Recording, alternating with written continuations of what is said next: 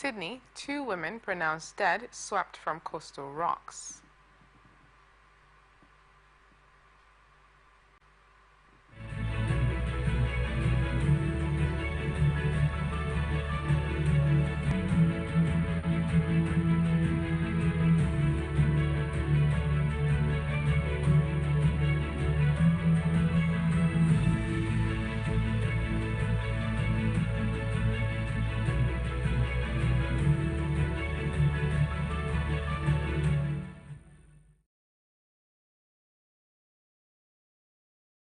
Has been attacked by the paramilitary rapid support forces and put out of service. Doctors Without Borders, which supports the facility, said on Sunday. The city in the Darfur region of northwestern Sudan is home to more than 1.8 million residents and displaced people, and is the latest front in a war between the Sudanese army and the RSF, which began in April 2023. The RSF, which has taken over the capital Khartoum and most of Western Sudan, is also seeking to advance further within the center, as United Nations agencies said the people of Sudan are at imminent risk of famine. Some 130,000 people have fled their homes in Al-Fashir as a result of the fighting in April and May, the United Nations has said. The RSF did not respond to a request for comment. South Hospital was the only hospital in Al-Fashir capable of handling daily mass casualty events, according to MSF. From May 10th to June 6th, some 1,315 wounded arrived at the facility, and 208 people have died there, but many people are not able to reach the hospital due to the fighting, MSF said. It is outrageous that the RSF opened fire inside the hospital. This is not an isolated incident. Staff and patients have endured attacks on the facility for weeks from all sides, but opening fire inside a hospital crosses a line, said Mikhail Lacharit, head of MSF Emergencies, in a statement. The hospital had previously started evacuating patients after being impacted by fighting 3 times since May 25th, and the remaining patients and staff were able to flee. The Al-Fashir Emergency Response Room, a volunteer group, said on Sunday that several people were killed and injured in the attack, and that medicine and an ambulance were looted. An eyewitness said he saw people evacuating the hospital, and other eyewitnesses said the RSF had launched missiles at the hospital and its vicinity. The death toll has risen to 41 following an attack on Friday by suspected Islamist rebels on villages in the Eastern Democratic Republic of Congo, a Congolese army spokesman said, bringing the total toll in the region to more than 80 since Tuesday. Friday night's attack on the villages of Masala, Mapasana, and Mahini had been carried out by members of the Allied Democratic Forces, said Lieutenant Colonel Mark Kazuki, now based in eastern Congo, has pledged allegiance to Islamic State and mounts frequent attacks, further destabilizing a region where many militant groups are active. It originates from neighboring Uganda and is alleged to be behind multiple assaults in the area over the past week, including one in the village of Masawu that killed 17 people, 2 civil society leaders said. On Thursday, 5 bodies were found in the villages of Kabkweli and Mamulis, according to Justin Kavalami, a civil society member who helped search for bodies. The same day, 6 bodies were recovered from a river in the village of Menunze. That village chief said. On Friday, 13 bodies were found in the village of Makaubu. A civil society leader and village chief said, bringing the total number of people killed by suspected ADF militants since Tuesday to 82. It was not possible to reach the ADF for comment.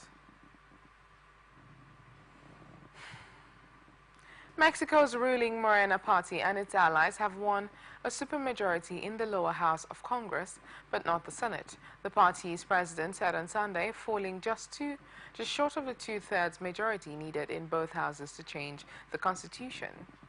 Preliminary results from the June 2nd vote, which elected Claudia Sheinbaum as Mexico's first woman president in a landslide, had showed her party, Morena, and its allies coming close but missing out on the 2/3 majority.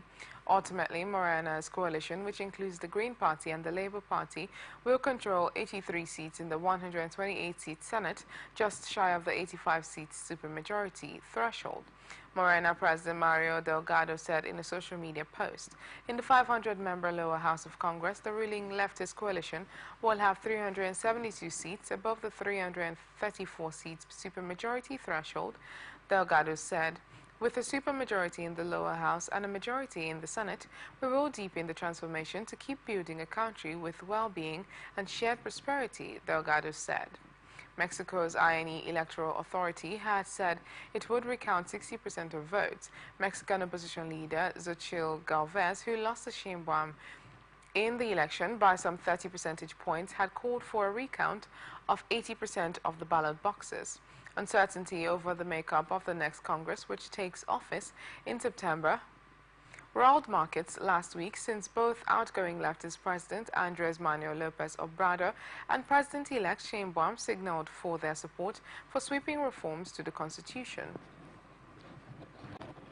The potential reforms include the elimination of independent energy regulators while consolidating power in the executive branch, in addition to an overhaul of the judiciary that would see popularly elected Supreme Court judges.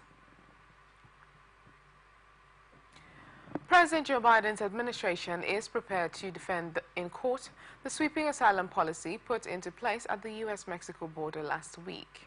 Homeland Security Secretary Alejandro Mayorkas said this week on Sunday, Biden signed an executive order on Tuesday that generally bars migrants who illegally cross the southern border from claiming asylum and allows authorities to quickly deport or send migrants back to Mexico if the daily numbers of crossings exceeds 2,500. The asylum ban has exceptions for unaccompanied minors, people who face serious medical or safety threats, and victims of trafficking. Mayorkas on Sunday said the administration was ready to defend the policy against an expected American Civil Liberties Union lawsuit. I respectfully disagree with the ACLU, Mayorkas said. We stand by the legality of what we have done. We stand by the value proposition. It's not only a matter of securing the border. We have a humanitarian obligation to keep vulnerable people out of the hands of exploitative smugglers. The ACLU confirmed on Sunday it plans to sue. It was illegal when Trump did it, and it is no less illegal now.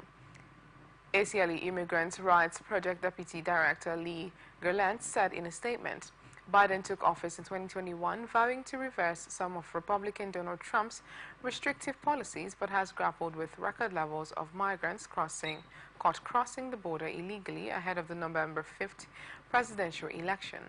Mayorkas said initial indications showed the new policy was deterring some illegal immigration. It is early, the signs are positive, he said.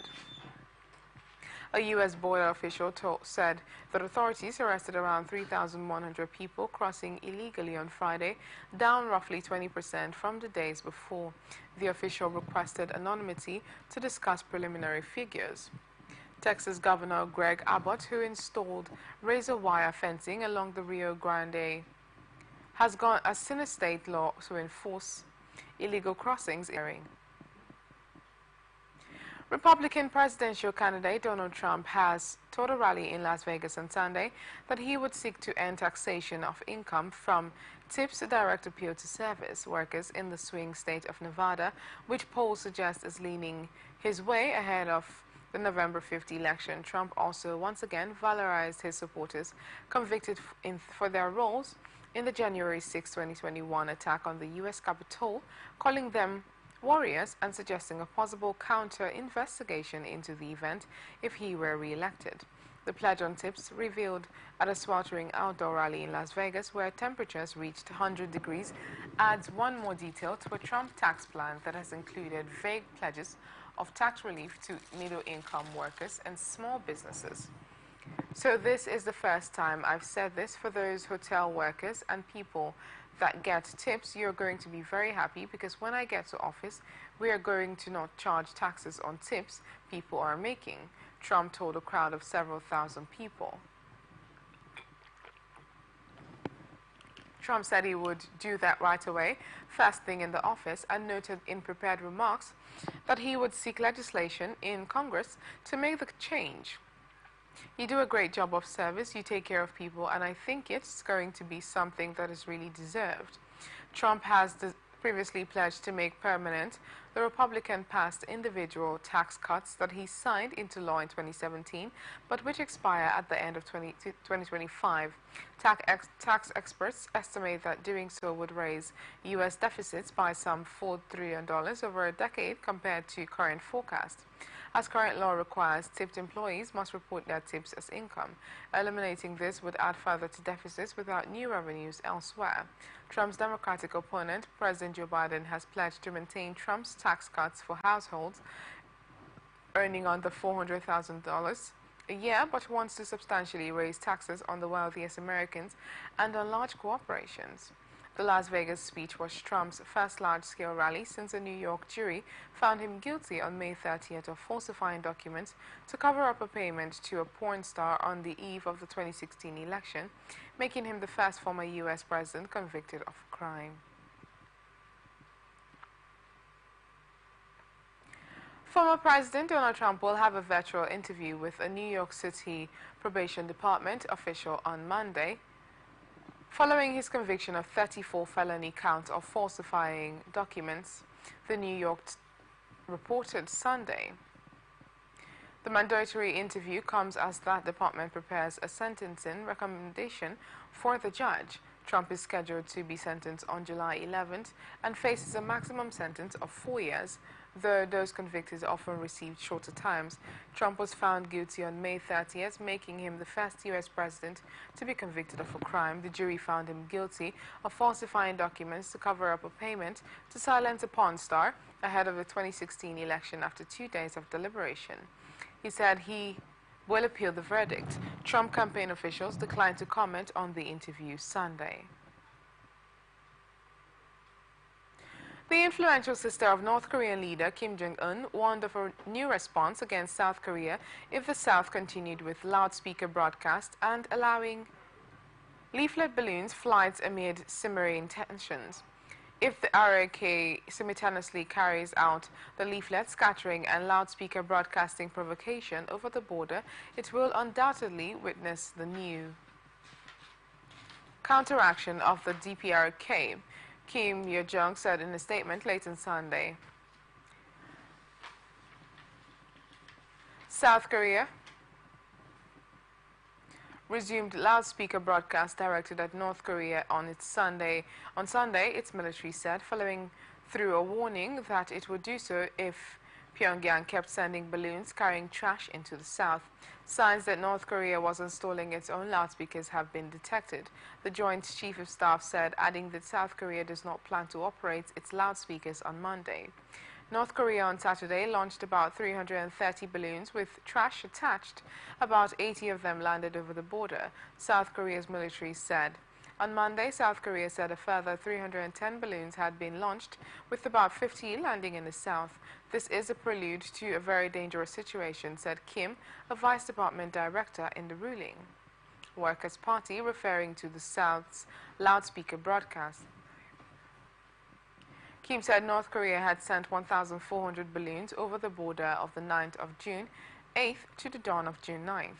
Pyongyang started sending balloons carrying trash and fertilizer, including possible manure, across the border in May, calling it retaliation for anti-North leaflets flown by South Korean activists as part of a propaganda campaign. Seoul does not want military tension at the inter-Korean border, and Pyongyang does not want outside information threatening the legitimacy of the Kim regime, said Leif Erik Aisley, a professor at Ewha University in Seoul. For both sides, escalating to de-escalate is a risky proposition. The U.S.-led United Nations Command, which oversees the armistice that established a demilitarized zone between the two Koreas as fighting ended in the 1950 to 1953 Korean War, has said it is conducting an investigation into the balloons, including the reports of possible decoy matter and other waste products. We'd hope that everyone would come to the table to resolve their issues, said U.S. Army Colonel Isaac Taylor, a spokesman for UNC. South Korea and the United States were set to hold talks on Monday in Seoul on better coordinating an allied nuclear response during a war with North Korea amid anxiety over Pyongyang's growing arsenal, Seoul officials said. The third meeting of the Nuclear Consultative Group is designed to follow up on last year's summit, during which the United States promised to give South Korea more insight into its nuclear planning for a conflict with the North. The talks came as North Korea races ahead to advance its nuclear weapons and their delivery systems, which triggered questions in South Korea about its reliance on extended deterrence, in essence, the American nuclear umbrella. Some politicians, including some senior members of President Yoon Suk-yeol's party, called for Seoul to develop its own nuclear weapons, a step Washington opposes. In late May, North Korea's attempt to launch a military reconnaissance satellite failed after a newly developed rocket engine exploded in flight. Seoul and Washington condemned the launch as a violation of UN Security Council sanctions banning Pyongyang's use of ballistic technology. The latest talks will be led by Cho Chang-rae, South Korea's Deputy Defense Minister for Policy, and Vipin Narang, acting U.S. Assistant Secretary of Defense for Space Policy. After their second meeting in December, both sides warned that any nuclear attack by North Korea against the United States or its allies will be met with a swift, overwhelming, and decisive response and result in the end of Kim Jong-un's regime. Last week, South Korea's Defense Minister Shin Woo-sik and U.S. Defense Secretary Lloyd Austin met on the sidelines of the annual Shangri-La Dialogue Security Conference in Singapore, during which they reaffirmed the goal of North Korea's complete denuclearization and continued efforts to boost U.S. extended deterrence.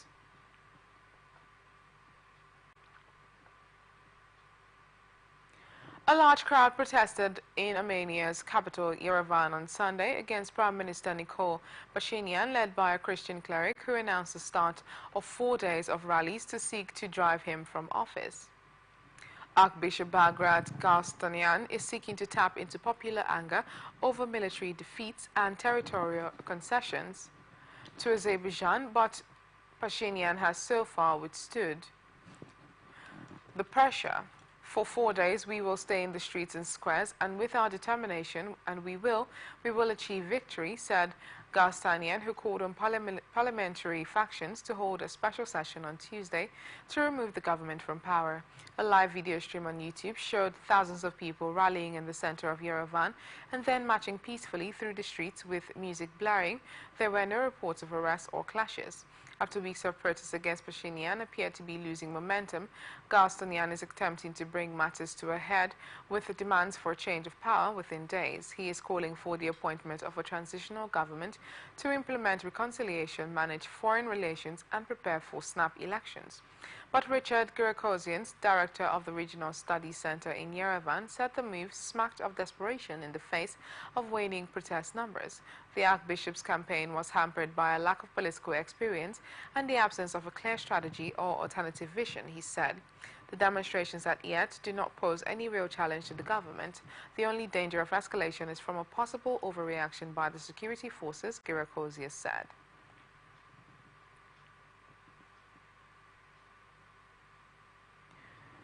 Narendra Modi was sworn in as India's Prime Minister on Sunday for a third term after a shock election setback that will test his ability to ensure policy certainty in a coalition government in the world's most populous nation. President Draupadi Murmu administered the oath of office to Modi at a ceremony in Rashtrapati Bhavan, the President's palace in New Delhi, attended by thousands of dignitaries, including the leaders of 7 regional countries, Bollywood stars and industrialists.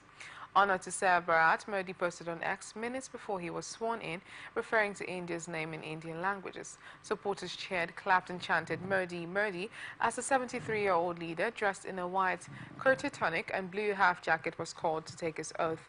Modi was followed by senior ministers in the previous government, Rajnath Singh, Amit Shah, Nitin Gadkari, Nirmala Sitharaman, Subramanian Jaishankar and Piyush Goyal, among others. Their portfolios were expected to be announced after the swearing-in. Midway through the inauguration, news came that at least 9 people were killed and 33 injured when a bus carrying Hindu pilgrims plunged into a gorge after a suspected militant attacking the federal territory of Jammu and Kashmir, drawing criticism of the security situation from the opposition Congress party. Modi, who started as a publicist of the Hindu nationalist Rashtriya Swami Sevak Sangh, the ideological parent of his Bharatiya Janata party, is only the second person after independence leader Jawaharlal Nehru to serve a third straight time as Prime Minister. Modi secured the third term after multi-stage election that concluded on June 1st with the support of 14 regional parties in his BJP-led National Democratic Alliance. In the previous two terms, his party had won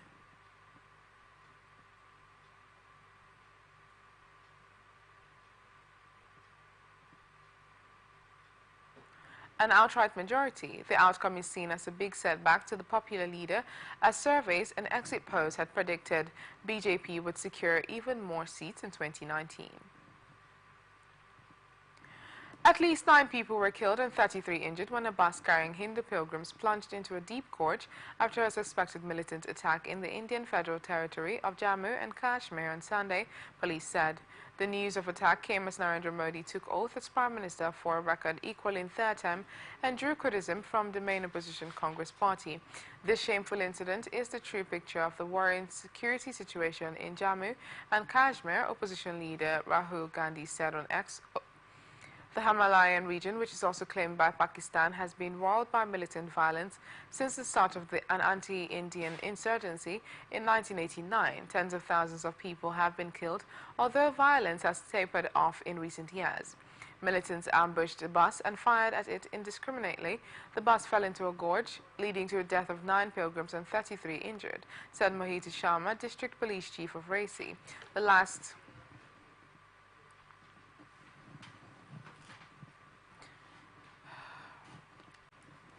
last major attack on Hindu pilgrims in the region happened in 2017 when a bus was targeted, killing 8 people. Sunday's attack comes a day after Police Chief R.R. Swain said the number of local militants in the territory was dropping, but 70 to 80 foreign militants remained active. The injured have been moved to nearby hospitals and a search for the attackers has been launched, police said in a statement. A state official earlier said at least 10 pilgrims were feared dead. You are watching the international news on Atlantic Television Network. We return after this break.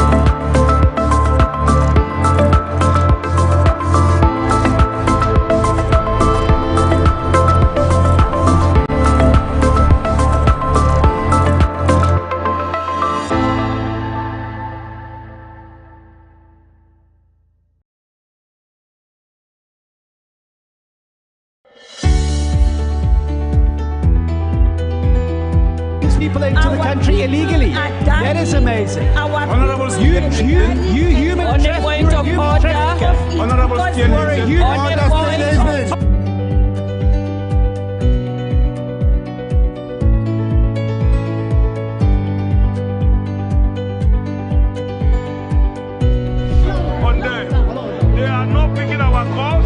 is on the path to so no agreement with the EU, but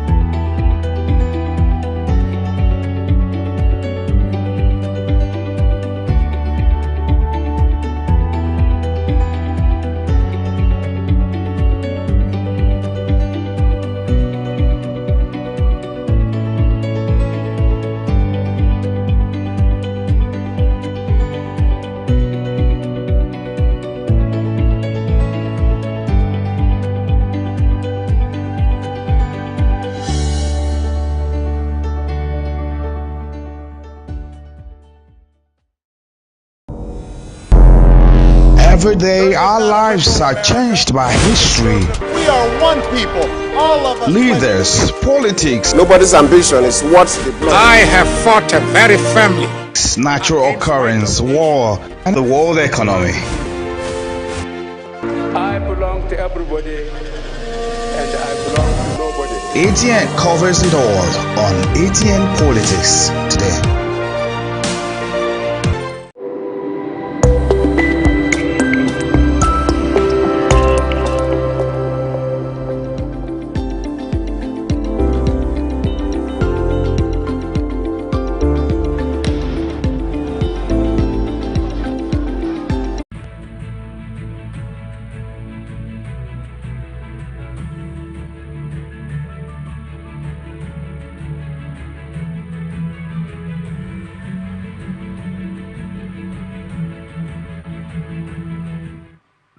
Welcome back. This is the international news on Atlantic Television Network. Now the rest of our stories. A senior Hamas official urged the United States on Monday to pressure Israel to end the war in Gaza ahead of the planned visit on Monday by U.S. Secretary of State Antony Blinken to the region to push forward ceasefire efforts. Blinken is set to visit Egypt and Israel on Monday. He aims to ensure the war does not expand into Lebanon. We call upon the U.S. administration to put pressure on the occupation to stop the war on Gaza, and the Hamas movement is ready to deal positively with any initiative that secures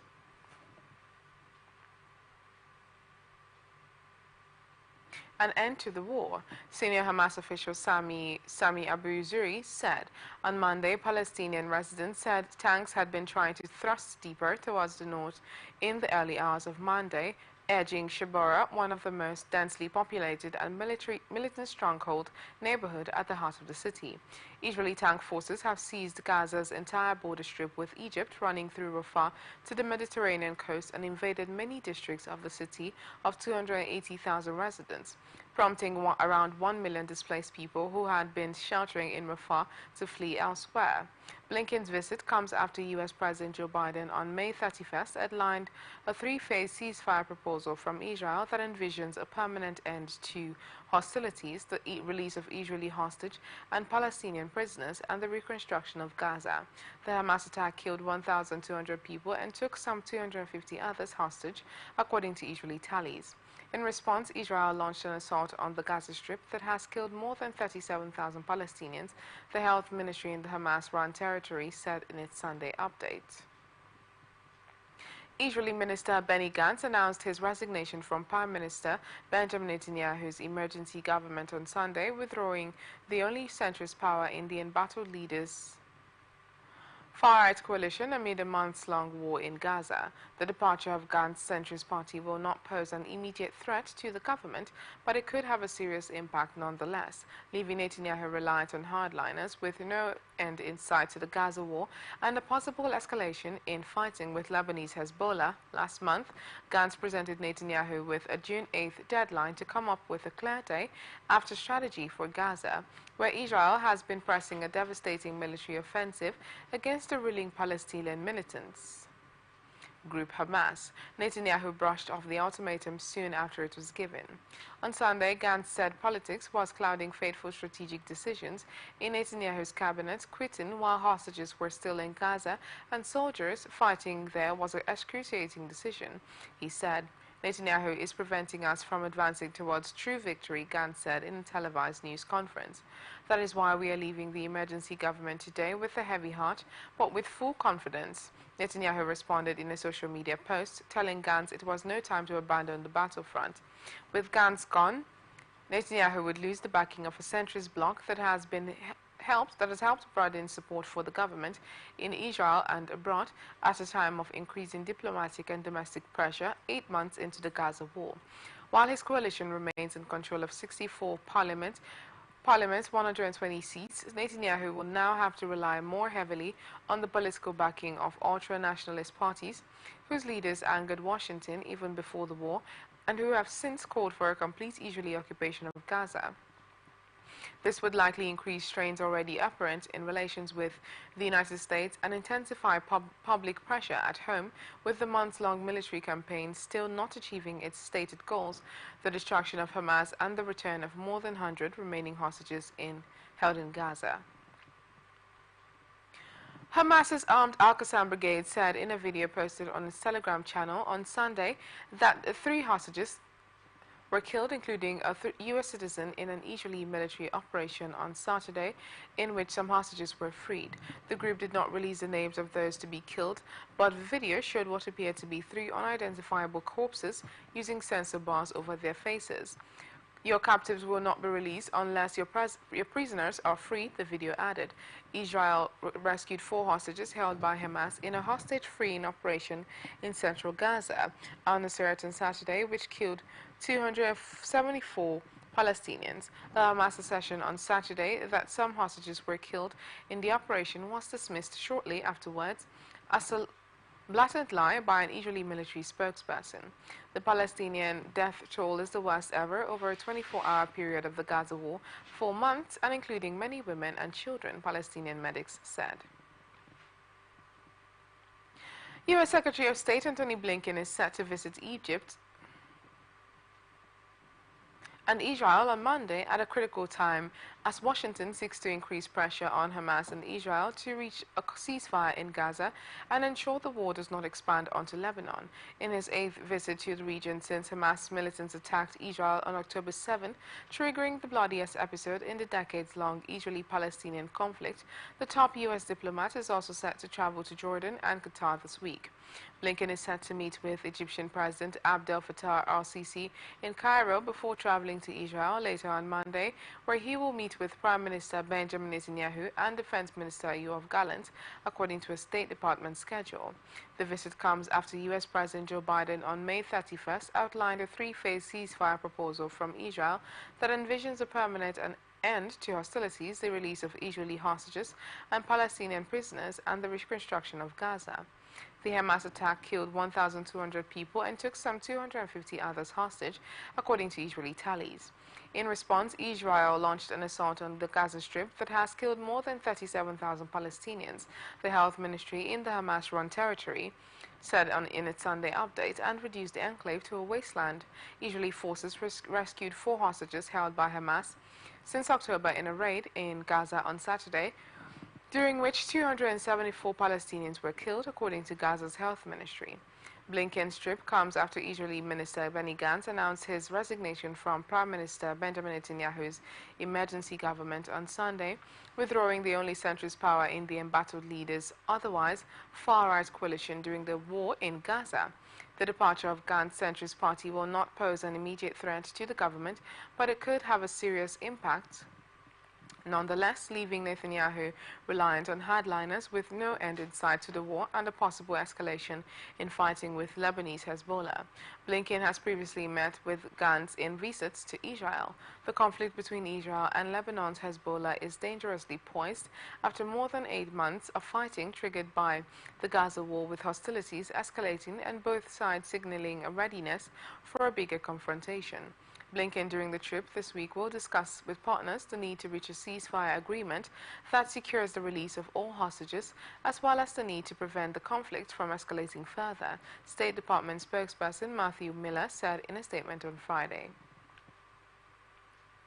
Prime Minister Giorgia Meloni's Conservative Brothers of Italy group won the most votes in the European parliamentary election over the weekend, boosting her standing both at home and abroad. With almost all ballots counted, Brothers of Italy won 28.8% of the vote, more than 4 times what it took in the last European Union election in 2019, and exceeding the 26% it secured in the 2022 national ballot when it rose to power.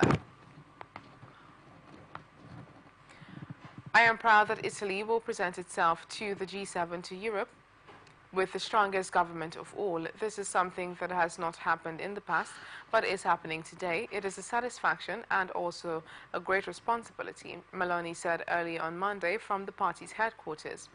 The opposition centre-left Democratic Party came in second with 24% of the vote, while another opposition group, the Five Star Movement, was third with 9.9%. It's worth showing at the countrywide level since its creation in 2009.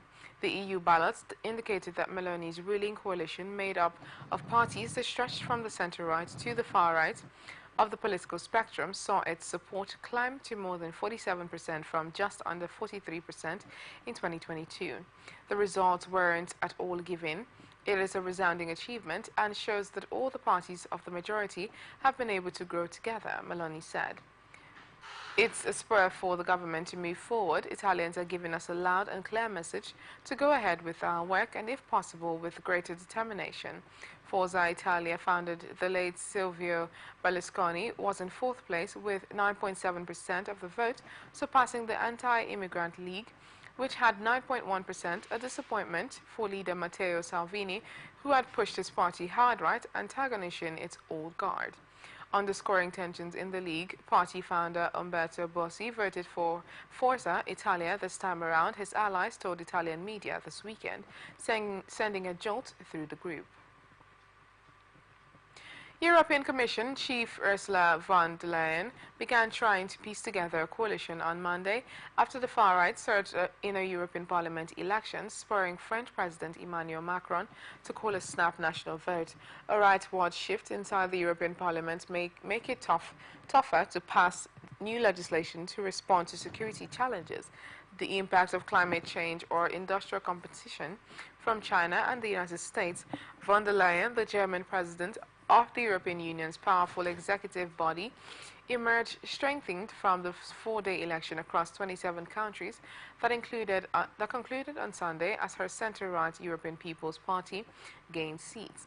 But to secure a second five-year term, von der Leyen needs the support of a majority of the EU's reporters in Brussels. Von der Leyen indicated she will talk to others after those initial consultations, keeping her options open. The centre-right GERB party was on course to have won the most votes in Bulgaria's parliamentary election, but will have to seek coalition partners to form a government. Partial official results on Monday, based on 64.6% of ballots counted, showed. The results from Sunday's elections, Bulgaria's 16th year, showed GERB winning 23.65% of the vote.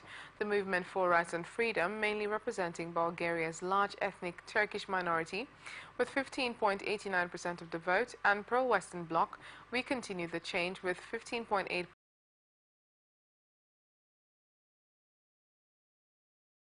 in parliament elections on Sunday. Partial results and exit polls showed bucking the trend elsewhere on the continent, where the far-right surged. In Poland, the European Union's largest eastern member, Prime Minister Donald Tusk's centrist civic coalition, was set to win Sunday's European vote, and exit polls showed taking steps towards establishing itself as the dominant force in the country after a campaign dominated by security concerns. In Hungary, Prime Minister Viktor Orban, nationalist Fidesz party, came first but posted its worst result in a national or EU election in nearly 2 decades, as support surged for the pro-European Tit Bits party, which is led by political newcomer Peter Magyar. We have shown that our choices, our efforts, have a much broader dimension than just our national issues. We have shown that we are a beacon of hope for Europe, Tusk told supporters after the exit polls resulted were announced. Those in power in Germany have no reason to be happy, and those in France have reason for dramatic sadness, Tusk said, adding, out of the large countries, Poland has shown that democracy triumphs here. Austria's far-right Freedom Party pledged on Sunday to carry the momentum from its first-ever victory in a European election into a national vote for parliament later this year. After polling stations in Austria closed at 5 p.m., 2 television channels and news agency published a trend forecast based on surveys of 3,600 people carried out this week, showing the Freedom Party came first with 27% ahead of the ruling Conservative People's Party on 23.5%. Once the last polling stations in the European Union closed at 2100 GMT and vote counts could be published, national broadcast more direct democracy, Willemse said. The count and projection published by ORF showed the opposition Social Democrats in third place with 23.3%, followed by the Greens on 10.9% and the Liberal Neos on 10.1%. British television presenter Michael Mosley has been found dead in a rocky area of Simi days after he disappeared during a walk on the Greek island, local officials and police said. The 67-year-old healthy living advocate who has been a prominent face on British TV for 2 decades, was found on Sunday morning, ending a 4-day search that included aircraft drones and sniffer dogs. It is devastating to have lost Michael, my wonderful, funny, kind and brilliant husband. We had an incredibly lucky life together. We loved each other very much, Mosley's wife said in a statement issued on her behalf. Police spokeswoman Constantina Dimiglido said the body of a person believed to be Mosley had been found in the area of Agia Marina, north of the village of Pedi and opposite the northeast beach of Agios Nikolos, where Mosley set out for his walk. It is certainly him, said Deputy Mayor Nikitas Grillis, pending formal identification of the body, which was found on a rocky terrain close to the sea and near a beach bar. The body was transferred into the neighboring Dodecanese island of Rhodes for more tests after a police official said a coroner at the scene excluded any criminal act but could not determine the exact cause of death. Semi Mayor Lefteris Papakoulou-Dukas said the discovery was made after he and others, including journalists from State TV channel, filmed the area from a vessel. We analyzed the recorded evidence and it was obvious that it was unfortunately Mosley. Papakoulou-Dukas said he was found 10 meters away from the sea, 10 to 15 meters from his destination, the beach of Agia Marina, between a fence and a path, adding that it was unclear what had happened. ERT reported that Mosley was found lying face up with his head on a rock. Mosley, who was on holiday with his wife, was last seen alive at 1:30 p.m. on Wednesday. His children had arrived on Friday on Simi, which is about 10 miles long and has 2,500 residents following his disappearance. Former Nationals leader Barnaby Joyce and Morrison cabinet colleague Keith Pitt have called for the coalition to abandon the Paris Global Climate Change Agreement and related emissions reduction targets as the Prime Minister